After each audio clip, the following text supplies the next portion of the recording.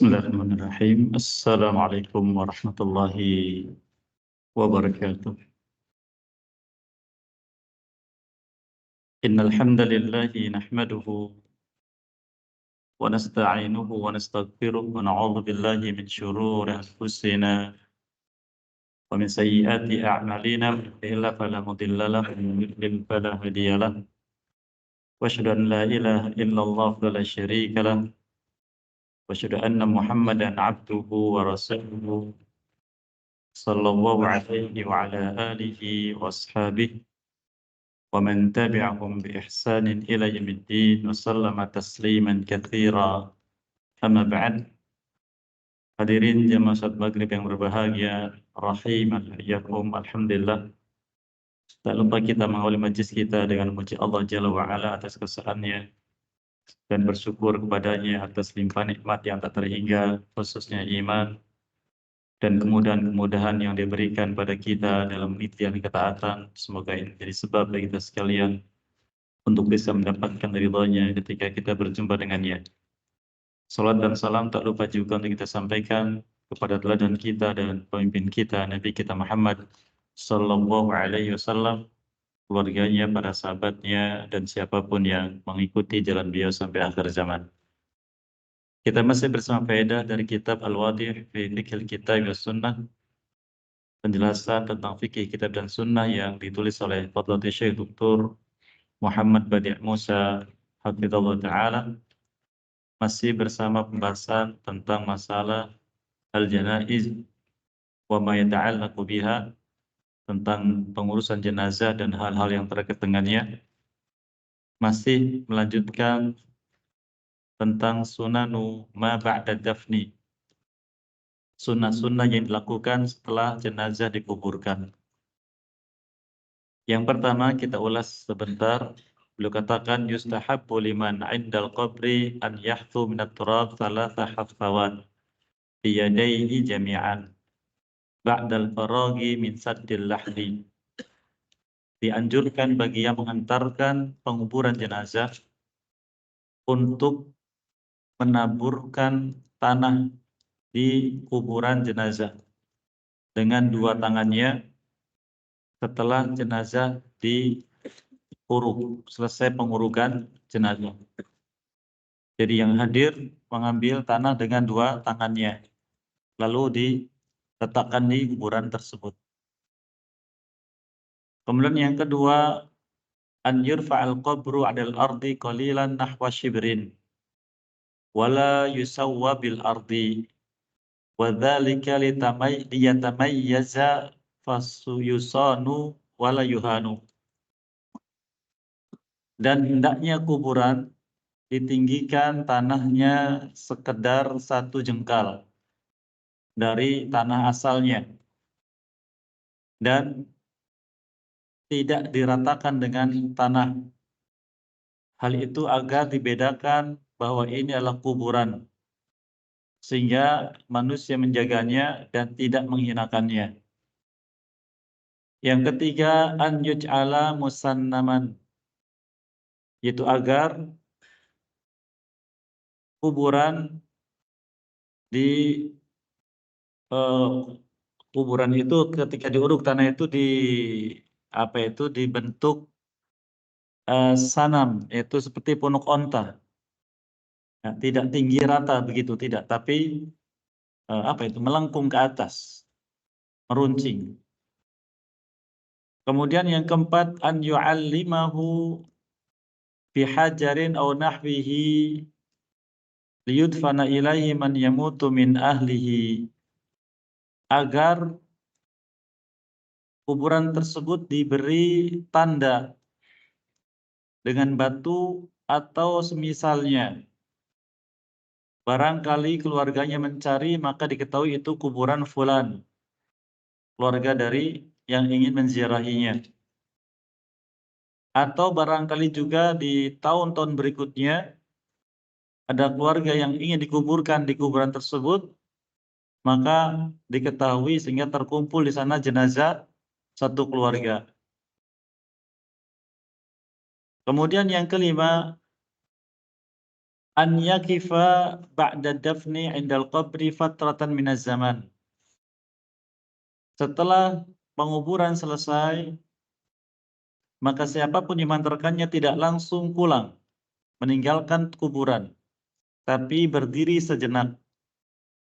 Untuk apa berdiri? Wa yad'u lahu bitatsbit wa yastaghfiru lah. Agar mendoakannya untuk mendapatkan tasbih dari Allah. Apa itu tasbih? Yaitu kekokohan iman, sehingga mampu menjawab pertanyaan dua malaikat dan memohonkan kepada Allah ampunan baginya. Wala yulaqqinahu talqin al-ma'ruf al-yawma, dan tidak disampaikan talqin. Talqin yaitu diajari jawaban pertanyaan dua malaikat yang seperti dibacakan pada hari ini, termasuk di negeri beliau, yaitu negeri Syam. Li'anna al-haditha al-warid fihi la yasih, karena hadis dalam masalah ini bukanlah hadis yang sahih. Bahkan tidak disebutkan dalam hadis yang sahih sama sekali tentang ditalkinkannya mayit ketika sudah dikuburkan. Karena penentuannya itu ada ketika sakratul mautnya, sebelum nyawa dicabut, seperti yang sudah kita jelaskan di majelis sebelumnya. Di mana Nabi SAW menyebutkan laqinu mautakum la ilaha illallah. Talkinkan orang mati kalian, yaitu yang sedang sakratul maut, dengan ucapan la ilaha illallah. Jadi talqin itu dari hadis ini disampaikan oleh orang yang hidup kepada mayit sebelum dicabutnya nyawa sesaat dengan kalimat la ilaha illallah. Dijelaskan di hadis yang lain, man kana akhiru kalamihi la ilaha illallah dakhal jannah. Barang siapa yang akhir ucapannya dari kehidupan dunia ini la ilaha illallah, maka dia pasti masuk surga. Sehingga kata sebagian ulama, seseorang itu ketika kematiannya menjaga keislamannya, maka dia diberikan kemudahan untuk menjawab pertanyaan di alam kubur tadi. Ditambah lagi apabila kematiannya dalam keadaan ketaatan, maka ini kemuliaan untuknya. Apalagi ketika kematiannya akhir ucapannya adalah la ilaha illallah, maka mendapatkan jaminan dari hadis ini. Dan sebagian mereka menjelaskan mampu dan tidaknya dan jenazah menjawab pertanyaan malaikat yang disebut dengan fitnatul qabr, itu ujian dalam kubur. Ini tergantung dari keadaan iman hamba di muka bumi. Tergantung dari keadaan imannya. Apabila dia beriman dan melaksanakan ketaatan, maka itu sebagai bukti dan saksi baginya. Tapi bila beriman tetapi dia tidak melaksanakan ketaatan, maka itu akan menghalangi dia untuk bisa melewati fitnah kubur. Dan kita berharap semoga Allah menjadikan kita termasuk orang-orang yang diberikan kemudahan ketika menghadapi ajal atau sakratul maut untuk bisa mengucapkan la ilaha illallah, dan juga diberikan kemudahan di alam kubur kelak untuk bisa menghadapi fitnah kubur dan menjawab sesuai dengan ketentuan dari Nabi kita sallallahu alaihi wasallam. Kemudian beliau katakan yang keenam, nah ini lanjutannya.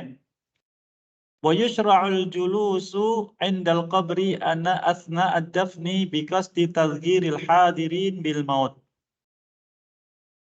Dan disyariatkan untuk duduk di sekitar kuburan. Kemudian ada yang mengingatkan kematian. Ada yang mengingatkan kematian. Khususnya ketika mendapati manusia lalai. Hal ini kata beliau li hadis Al-Barra bin Azib radhiyallahu anhu, qal kharajana ma Rasulillah SAW fi janazati rajulin minal ansar. Suatu hari kami keluar bersama Rasulullah SAW mengiringi jenazah seseorang dari Ansar, itu sahabat. Fantahaina ilal qabri walamma yulhadu. Maka kami pun berhenti di kuburan dan lubang lahat sedang digali untuk jenazah ini. Jadi sambil menunggu. Fajala Rasulullah SAW wa jalasna haulahu wa ka'annama ala ru'usina at-tayr. Maka Rasulullah SAW pun duduk, maka kami pun ikut duduk. Dan seakan-akan di atas kepala kami ada burung.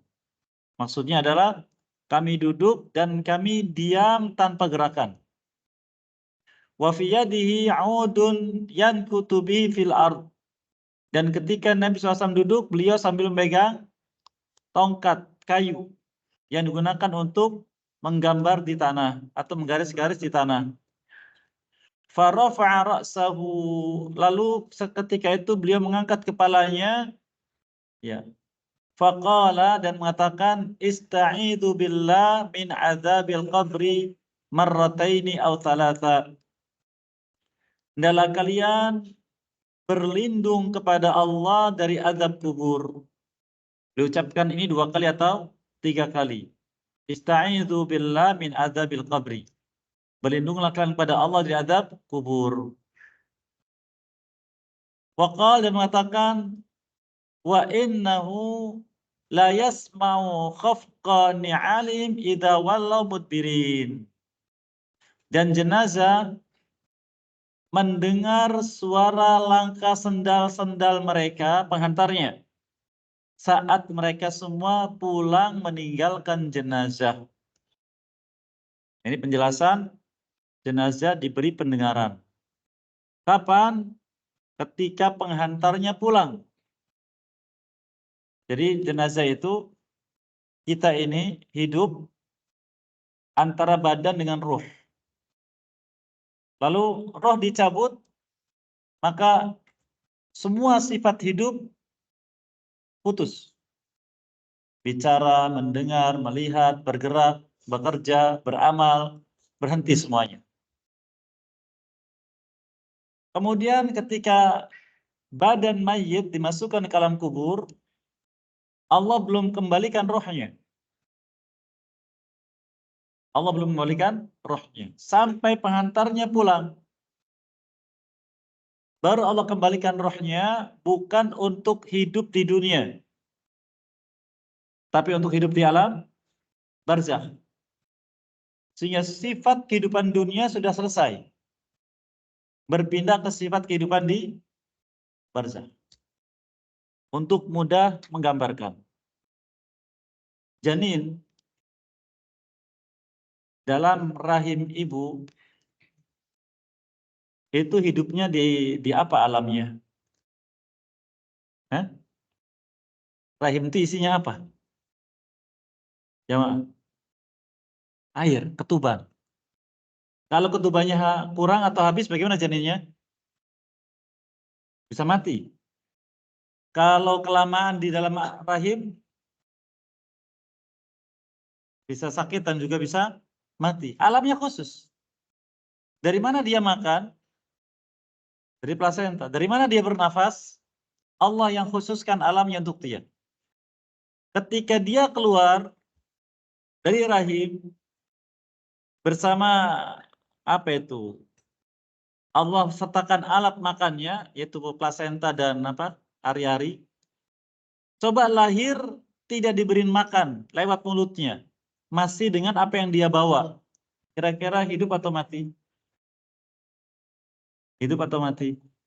Nah. Kenapa demikian? Karena alamnya sudah berpindah beda. Kehidupan di alam rahim yang sifatnya khusus, berpindah dia ke alam dunia yang sifatnya berbeda. Maka apa yang berlaku dalam rahim tidak lagi berlaku di alam dunia. Nah sekarang kehidupan alam dunia berhenti, selesai. Berpindah ke kehidupan berikutnya, alam barzakh. Maka sifat kehidupan alam dunia tidak lagi berlaku. Ada gambaran tidak? Seperti itu. Jangan disamakan, itulah yang bikin rancu pemahamannya. Sampai ada yang mengatakan, fulan itu sampai sekarang belum ditanyai oleh malaikat Munkar dan Nakir. Karena, nah itu dia. Hadis yang mengatakan ketika pengantarnya pulang, bukan pengunjung, bukan pengantarnya pulang. Apa itu pengantar? Dari rumah ke kuburan lalu jasadnya dikuburkan. Pulang, tidak nginep di situ. Nah, ini hadisnya. Jadi saat itu jasad dikuburkan, pengantarnya pulang, Allah kembalikan rohnya ke jasad tadi untuk kehidupan barzakh. Dimulai dari menghadapi pertanyaan malaikat, kemudian merasakan azab atau nikmat kubur. Itu sifat kehidupan dalam barzakh. Dan sifat kehidupan dunia sudah tidak berlaku baginya. Maka ketika itu Nabi kita menggambarkan sallallahu alaihi wasallam, kata beliau, wa innahu la yasma'u khafqan 'alihim idza wallau mudbirin, bahwa mayit ini sekarang Allah berikan pendengaran untuk mendengar suara-suara sandal-sandal mereka ketika pengantarnya itu pulang. Hina yuqalu lahu, dan saat itu malaikat munkar dan nakir mulai bertanya pada jenazah itu. Jadi ketika dikatakan ya fulan bin fulan, apabila engkau ditanya demikian dan demikian, jawablah. Mendengar belum? Belum. Karena belum ada pendengarannya. Kok belum ada? Penghantarnya masih di situ. Karena Nabi kita mengatakan SAW, idza wallau mudbirin, apabila pengantarnya bergegas meninggalkan kuburan itu. Yang pertama. Yang kedua, mendengar ada hadis ini, hadisnya disimpangkan maknanya. Baik. Allah firmankan menegaskan, kalaupun mereka itu mendengar, Allah firmankan di surat Fatir. Di surat Fatir di ayat yang ke-14.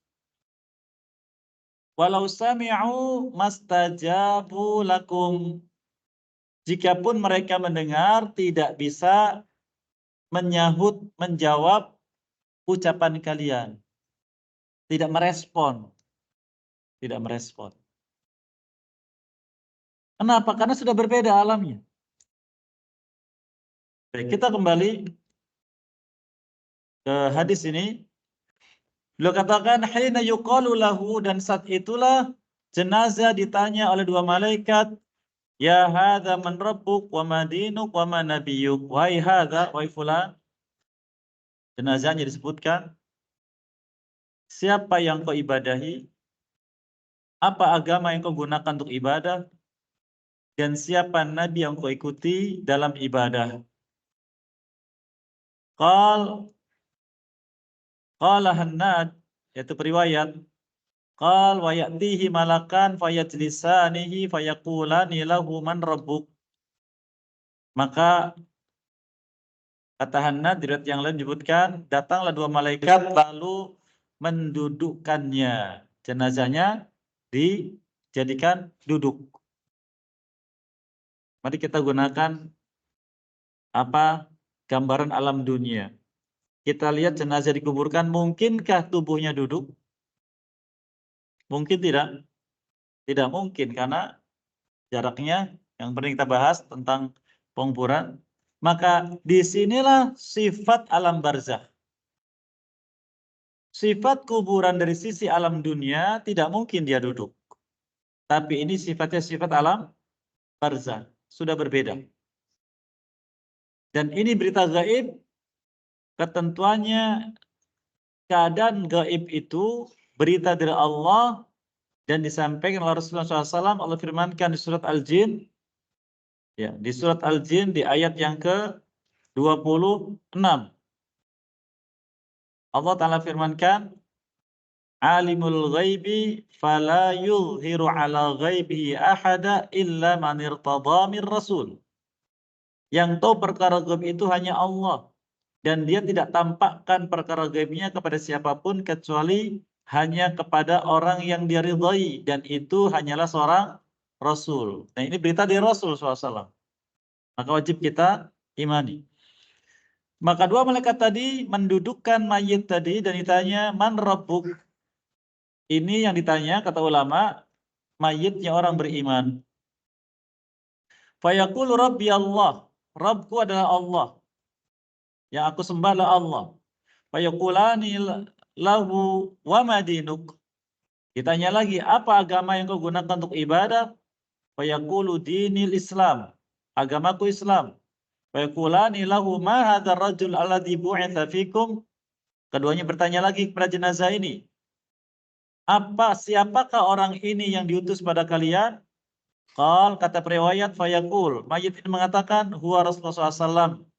Dia Rasulullah SAW. Fayaqulan, ditanya lagi, wa mayudrika, dari mana engkau tahu bahwa dia adalah Rasul? Fayaqulu, dia mengatakan, qara'tu kitab Allah famantu bihi wa saddaqtu. Aku membaca kitab Allah, beriman dengan isinya, dan membenarkannya. Nah, ini rahasianya kata ulama. Membaca kitab Allah, kemudian beriman akan isinya, dan membenarkannya, yaitu mengamalkannya apa yang mampu. Rasanya di sini. Sehingga jangan tinggalkan baca kitab Allah, dan jangan meninggalkan majelis yang menggali kandungan ayat-ayat Al-Quran, agar kita bisa mengamalkannya. Zada fi hadits Jarir, di hadis yang lain ditambahkan, fadzalika qaulullah azza wa jal, dan itulah yang Allah maksudkan dalam surat Ibrahim alaihissalam, yutsabbitullahu alladziina aamanu bil qauli tsabit fil hayatid dunya wa fil akhirah. Allah akan menjadikan kokoh pendirian orang-orang yang beriman dengan ucapan yang kokoh di dunia dan di akhirat. Sebagian tafsir mengatakan kokoh di dunia yaitu akhir hayatnya, ketika dicabut nyawanya dengan mengucapkan la ilaha illallah. Karena qaulul tsabit, ucapan yang kokoh adalah la ilaha illallah. Wa fil akhir, di akhirat, yaitu dalam barzakh. Di alam barzakh. Tsumma ittafaqa, kemudian dua malaikat ini mengakuinya. Qal fayunadi munadi minas sama. Maka Nabi kita SAW bersabda, maka terdengar suara penyeru dari langit, itu malaikat yang Allah tugaskan. An qad sadaqa abdi, bahwa hambaku ini telah benar jawabannya. Fafrishuhu minal jannah, maka siapkan tempatnya di surga dan hamparkan baginya permadani-permadani di surga. Waftahu lahu babanil jannah, dan bukakan untuknya pintu surga. Walbisu minal jannah, dan berikan pakaian-pakaian dari surga. Kata beliau SAW, fayatihi min ruhiha wa tibiha, kemudian datanglah kepadanya rohnya dan wangiannya. Beliau bersabda, wa yuftahu lahu fiha madda basaruhu, lalu dibukakan pintu surga untuknya sepanjang pandangan matanya. Maka dia melihat surga karena pintunya dibukakan untuknya. Lalu beliau bersabda, innal kafira fadzakara mautahu, adapun orang kafir yaitu yang tidak mengucapkan dua kalimat syahadat selama hidupnya sampai matinya. Ketika sampai padanya kematiannya, lalu menyebutkan tentang proses kematiannya. Dia mengatakan, wa tu'adu ruhuhu ila jasadi, ruhuhu fi jasadihi. Kemudian rohnya dikembalikan ke jasadnya, di mana? Di kuburan. Yang kita sebutkan tadi. Wa ya'tihil malakan, dan datang padanya dua malaikat, fayujlisanihi, lalu menjadikannya duduk, fayaqulani lahu, kemudian bertanya kepadanya, man rabbuk, siapa sembahanmu? Fayaqulu, dia menjawab, ha la adri, aku tidak tahu. Fayaqulani lahu ma dinuk, keduanya bertanya lagi, apa agama yang kau gunakan untuk ibadah? Fayaqulu ha la adri, dia menjawab ha saja, aku tidak tahu. Maka keduanya berkata lagi, ma hadzal rajul alladzi bu'itsa fikum. Lalu orang ini ditampakkan wujud Nabi SAW. Orang ini siapa? Kenal tidak yang diutus kepada kalian? Fayaqul ha la adri. Aku pun tidak tahu. Fayunadi munadin nas-sama. Maka penyeru tadi berkata lagi. Untuk jenazah yang berbeda ini, jenazah kafir. An kadzdzaba fa afrishuhu minan nar. Karena dia telah berdusta, maka hamparkan baginya permadani dari api neraka. Walbisuhu minan nar, pakaikan pakaian dari neraka.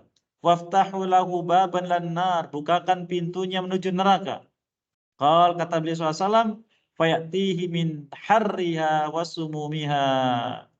Maka panasnya dan hawa api neraka sampai kepadanya. Lalu dia bersabda, wa yudayyaku alaihi qabruh. Lalu kuburnya dipersempit.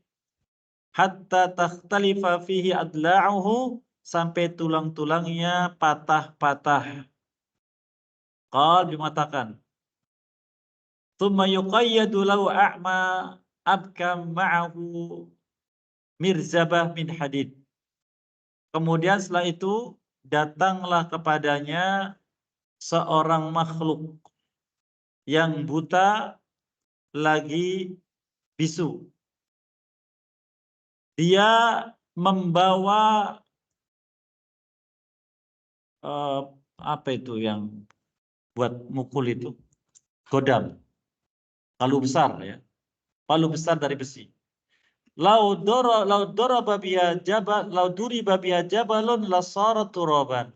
Seandainya gunung saja dipukul dengan palu besinya itu, maka pasti akan hancur lebur di tanah. Fayadribuhu biha darbatan. Maka mayat tadi, mayat orang kafir tadi dipukul oleh makhluk tadi, itu malaikat yang Allah tugaskan untuk mengadab, memukulnya sekali pukul dan teriakannya yasma'u ma bainal masyriq wal maghrib, didengar oleh seluruh makhluk dari timur ke barat, illa thaqalain, kecuali manusia dan jin tidak mendengar. Fayasiru turaban, lalu dia pun menjadi tanah. Thumma tu'adu fi ruh, kemudian dikembalikan lagi rohnya.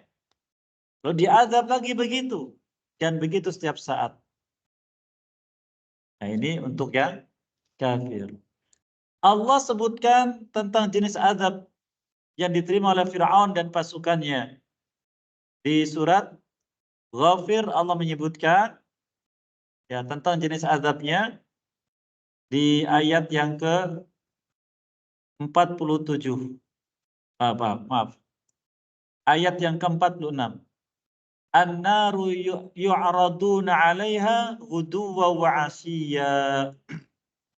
Api neraka diperlihatkan pada mereka dan mereka didekatkan ke api tersebut, dan itu Allah lakukan pada mereka pagi dan petang.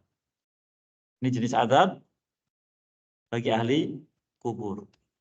Oleh karenanya dianjurkan kita jangan meninggalkan minta doa pada Allah atau berdoa pada Allah agar dilindungi dari azab kubur, seperti yang kita baca dalam surat kita sebelum salam. Kemudian doa katakan yang ke-7. Nah ini tentang bolehnya memberi nasihat kepada hadirin untuk ingat kematian dan menjelaskan keadaan orang yang dikuburkan antara orang beriman dan orang yang kafir. Oleh karena Fir'aun sendiri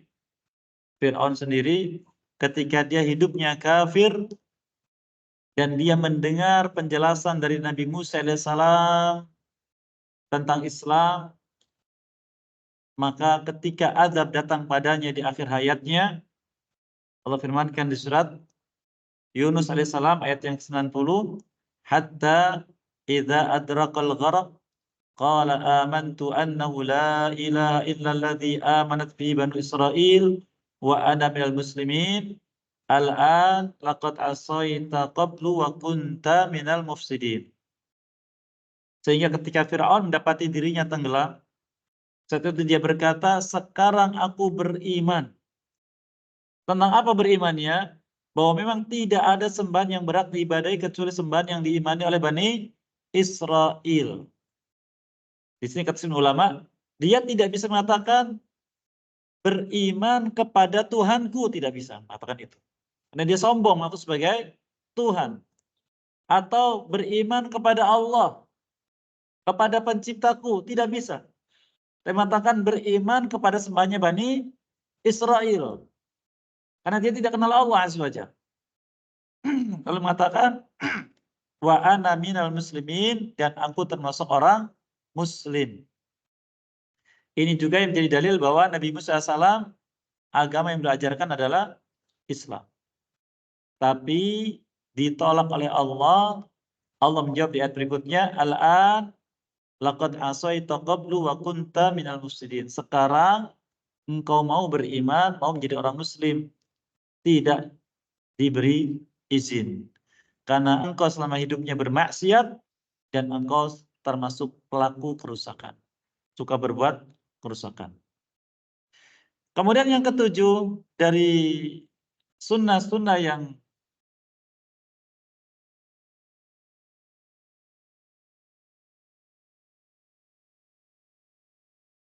ghardin sahih. Diperbolehkan, ini bukan sunnah, diperbolehkan mengeluarkan mayat dari kuburannya yang sudah dia dikuburkan di situ. Li ghardin sahih. Untuk tujuannya atau untuk alasan yang benar. Lalu contohkan, kama law dufina qabla ghaslihi wa takfinihi wa nahwi dzalik. Contohnya, ada seorang muslim di suatu daerah meninggal dunia. Ternyata penduduk negeri itu atau penduduk daerah itu tidak mengerti tentang pengurusan jenazah. Sehingga meninggal dunia dikuburkan dengan pakaiannya. Atau ternyata dia meninggal di kalangan non-muslim. Dikuburkan, dimasukkan ke dalam peti, lalu dikuburkan. Lalu keluarganya ada yang tahu, dia ini muslim. Dia muslim. Tapi tidak ada yang tahu cara mengurus jenazah muslim. Maka beliau katakan di sini, boleh digali lagi, diambil. Ini masih segar. Lalu dimandikan dan dikafani. Diproses ulang. Hal ini kata beliau di hadis Jabir bin Abdullah radhiyallahu anhu, beliau mengatakan atar Rasulullah SAW Abdullah bin Abi ba'dama udkhila harfatahu. Nabi SAW pernah mendatangi jenazah Abdullah bin Abdullah. Ini saudaranya Jabir. Setelah dimasukkan ke dalam kuburannya, fa'amara bihi fa'ukhrija. Lalu beliau memerintahkan agar jenazah itu dikeluarkan kembali. Fawada'ahu ala rukbatayhi. Lalu jenazah ini diletakkan di pangkuannya. Wa nafatha alaihi min riqihi. Lalu beliau meniup jenazah ini dengan tiupannya disertai dengan ludahnya ya. Diberkahi Allah Azza wa Jalla. Walbasahu qamisahu, lalu dipakaikan dengan baju yang beliau pakai, jubahnya dilepas. Wallahu a'lam. Dan Allah Maha tahu hal tersebut. Wa kana kissan abbasan qamisan, dan pakaian beliau pakai saat itu adalah komis yang berharga ya, di antara baju yang beliau suka. Hadis riwayat Imam Bukhari. Nah, ini contohnya. Jadi kalau jenazah dikali lagi untuk tujuan yang darurat, maka beliau katakan diperbolehkan. Kemudian masuk ke pembahasan yang kelima, at-ta'ziyah, yaitu ta'ziyah.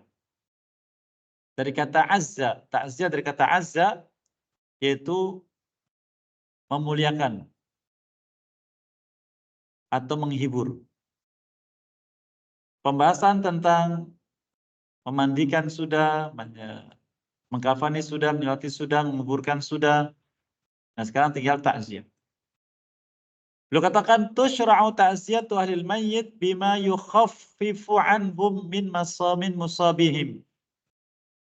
Disyariatkan bagi kaum muslimin untuk melakukan takziah kepada keluarga mayit, yaitu mengunjungi mereka untuk memberikan hiburan dan meringankan beban mereka karena musibah kematian yang menimpa mereka. Wa yahmiluhum 'ala ridha was sabr, dan agar mereka bisa ridha dan bersabar dengan musibah tersebut. Lalu berkatakan, mimma thabata an Nabi sallallahu alaihi wasallam in kana yu'allimuhu wastahdiruhu. Dan juga disebutkan dari riwayat Nabi SAW bahwa beliau mengajari itu ya, bagaimana takziah dan khususnya ketika mengunjungi mayit yang sedang ihtidar, yaitu sedang sakratul maut. Wa illa fabima tayassar, dan disertai dengan membawa sesuatu apa yang mudah didapati untuk diberikan kepada ahli mayit. Dan di antaranya juga bima tayassara minal kalami thayyib, menyampaikan ucapan-ucapan yang baik berupa doa, harapan, insyaallah mayit ini husnul khatimah, mayit ini mayit yang baik, jangan matinya gimana. Ya. Kadang sebagian kita itu menyangka husnul khatimah itu kalau orang ini matinya dalam ibadah atau tadi mengucapkan la adalah seseorang yang akhir hayatnya sudah kembali pada ketaatan, itu husnul khatimah namanya. Diambil dari Nabi SAW, idza aradallahu bi'abdi khairan waffaqahu li'amalin salihin qabla mautih. Apabila Allah menghendaki kebaikan untuk seorang hambanya, maka hamba ini diberi taufik, diberi kemudahan untuk beramal saleh sebelum matinya. Jadi walaupun matinya sedang tidur, tapi dia sudah bertobat, sudah meninggalkan kelalaian, meninggalkan maksiat, fokus ibadah, berarti dia termasuk husnul khotimah. Walaupun matinya di atas tempat tidur, sedang tidur. Ya, itu husnul khotimah. Lalu beliau katakan, alladzi yuhaqqiqul ghard wa la yukhalifu syara'.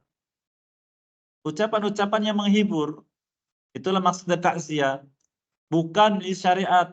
Waduh, matinya begitu ya? Wah, saya khawatir jadi azab di kuburnya. Nah, jangan. Bertambah sedih, ya.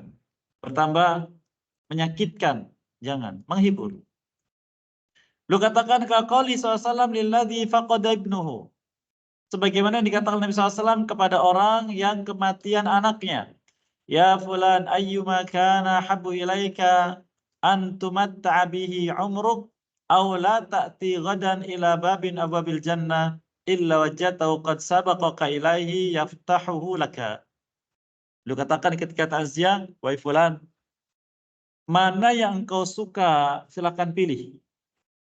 Anak ini tetap hidup bersamamu sampai dewasa, atau dan dia di akhirat tidak bersamamu, atau besok hari di hari kiamat dia sudah ada di pintu surga ketika engkau ingin masuk surga, membukakan pintu itu untukmu. Mana yang kau pilih? Nah, ini namanya hiburan. Oleh karena di sini para ulama mengatakan anak-anak kaum muslimin yang meninggal dunia sebelum baliknya, maka mereka mendahului orang tuanya di pintu surga. Dari hadis ini. Qal ya Nabi Allah. Lalu dia menjawab, wahai Nabi Allah, bal sabaqani ila babil jannah fayaftahuha ilayya. Bahkan aku berharap dia mendahuliku ada di pintu surga dan membukakannya untukku. Lahu ahabbu ilayya, itu lebih aku sukai. Qal, lalu bersabda, fadzaka laka, itulah untukmu sekarang yang anakmu ini meninggal dunia. Kemudian beliau hadis Nabi SAW yang lain. An Usama bin Zaid radhiyallahu anhu maqal kunna 'inda Nabi sallallahu alaihi wasallam fa arsalat ilaihi ihdat banatuhu tad'uhu wa tukhbiruhu anna sabiyan laha fil maut. Kata Usama bin Zaid radhiyallahu anhu, suatu hari ketika kami bersama Nabi sallallahu alaihi wasallam datang seorang utusan dari anak perempuannya. Ini disebutkan yang mana? Menyampaikan kepada Nabi sallallahu alaihi wasallam berita agar datang ke rumahnya bahwa anak laki-lakinya, yaitu cucu Nabi SAW, meninggal dunia. Faqala Rasul, maka Nabi SAW berkata pada utusan ini, pulanglah engkau, irji' ilaiha, pulanglah engkau kepadanya, fakhbirha inna lillahi ma akhad, walahu ma a'ta, wa kullu syai'in indahu bi ajal musamma, famurha faltasbir wal tahtasib. Pulanglah kepadanya dan sampaikan berita sungguhnya milik Allah apa yang dia ambil dan miliknya apa yang dia beri dan segala sesuatu ada di sisinya tercatat ajalnya. Maka perintahkan dia untuk bersabar dan mengharapkan pahala. Dan dari ucapan ini, hadis Muslim, sebelumnya kita mengatakan inilah yang diucapkan ketika kita takziah. Innalillahi ma akhadha walahu ma a'ta. Hafal zaman? Silakan diikuti. Innalillahi ma akhadha walahu ma a'ta wa kullu syai'in indahu bi ajalin musamma fasbir wahtasib. Silakan nanti bisa dicari di makalah-makalah atau di kumpulan zikir. Inilah zikir ketika takziah. Artinya milik Allah apa yang diambil, miliknya juga apa yang diberikan padamu, segala sesuatu ada ajalnya ditetapkan olehnya, maka bersabarlah dan harapkanlah pahala. Saya kira demikian, dan masih ada pembahasan terkait dengan jenazah ini, beberapa pembahasan insya Allah akan kita ambil di majelis akan datang bila mengizinkan. Apa yang baik semua diberkahi dan mudahkan mengamalkannya, dan apa yang keliru semua dimaafkan dan diampuni dosa kita sekalian. Wassalamualaikum warahmatullahi wabarakatuh. Assalamualaikum warahmatullahi wabarakatuh.